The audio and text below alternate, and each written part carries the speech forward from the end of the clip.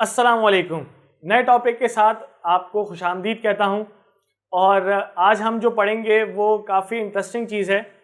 Tax evasion और tax avoidance के बारे में पढ़ेंगे और उसके बाद फिर टैक्स की टाइप्स क्या होती हैं उसको भी ज़रा सा हम टच करेंगे। तो इसके अंदर सबसे पहले अगर मैं बात करूं तो टैक्स अवॉइडेंस, दो लफ्ज़ बोले हैं मैंने, tax avoidance and tax evasion. सही है। अच्छा, काफ़ी लोगों को इसमें काफ़ी कंफ्यूजन होती है कि अवॉइडेंस और इवेजन में फ़र्क क्या है। दोनों तकरीबन एक ही चीज़ें नहीं, एक चीज़ नहीं है। अवॉइडेंस क्या होती है कि आपके पास प्रॉपर नॉलेज हो किसकी, टैक्स की, और आप टैक्स सेव कर रहे हो, टैक्स सेविंग इसके अंदर आती हो। सही है। इसकी मिसाल दूंगा तो आपको चीजें समझ में आ जाएंगी कि टैक्स बचाना किस तरह से है और टैक्स चोरी कैसे करना है। ये बेसिकली टैक्स चोरी करना है और ये टैक्स बचाना है। फर्ज करें कि एक सेक्शन है 21 टैक्स का जिसके अंदर डिडक्शन नॉट अलाउड है। किसको? इनकम फ्रॉम बिजनेस को। जो इनकम बिजनेस से आती है उसके अंदर कुछ डिडक्शन नॉट अलाउड है, मतलब वो अलाउ नहीं करता उसके अंदर डिडक्शन। तो उसके अंदर उसने ये चीज लिखी हुई है कि 15,000 अगर किसी पर्सन की सैलरी है 15,000 या उससे ज्यादा, 15,000 और मोर, तो वो उसको क्रॉस चेक से पे करे तो मैं डिडक्शन मानूंगा। क्या बोल रहा हूं? क्रॉस चेक्स या बैंकिंग चैनल के थ्रू,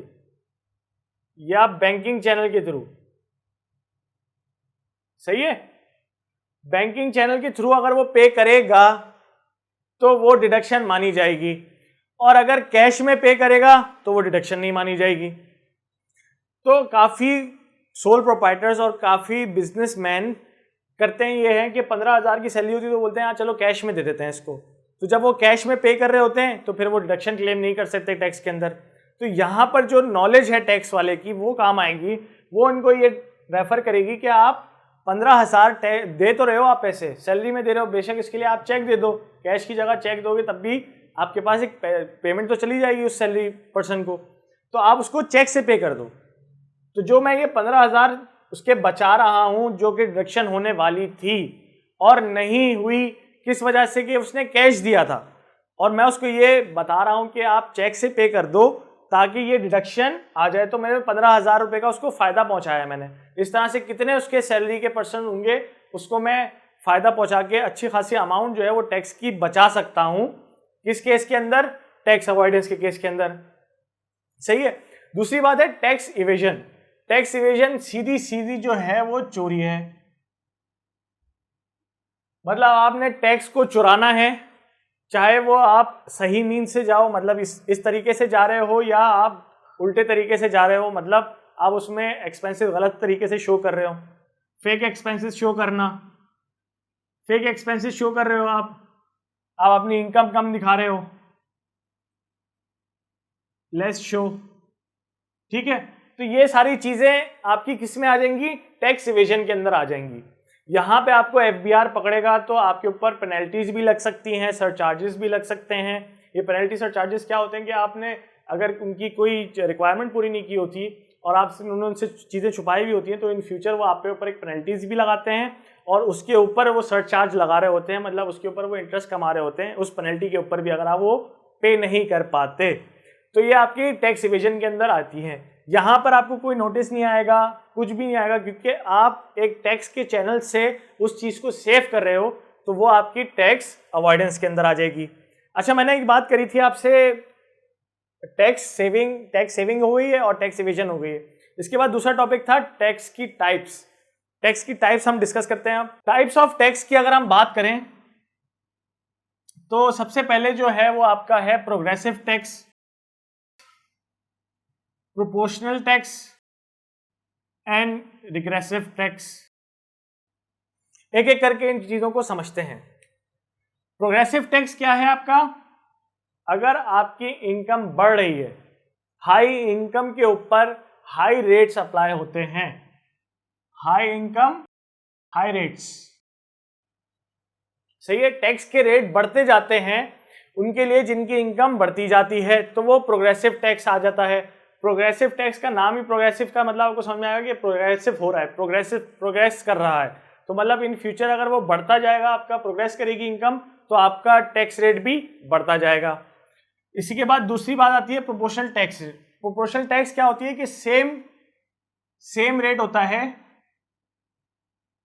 फॉर ऑल इनकम।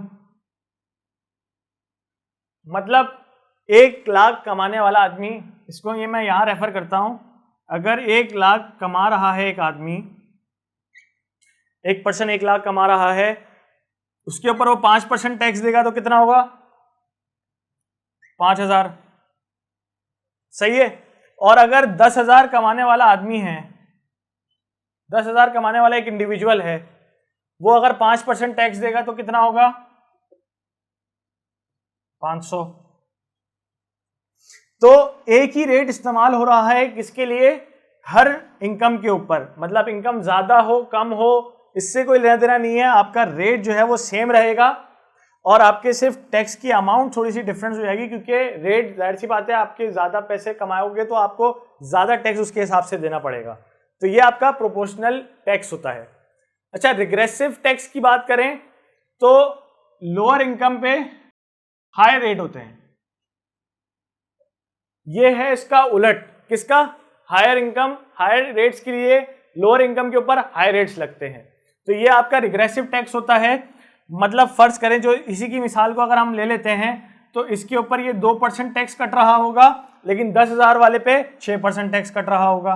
ये मैं रिग्रेसिव की बात कर रहा हूं।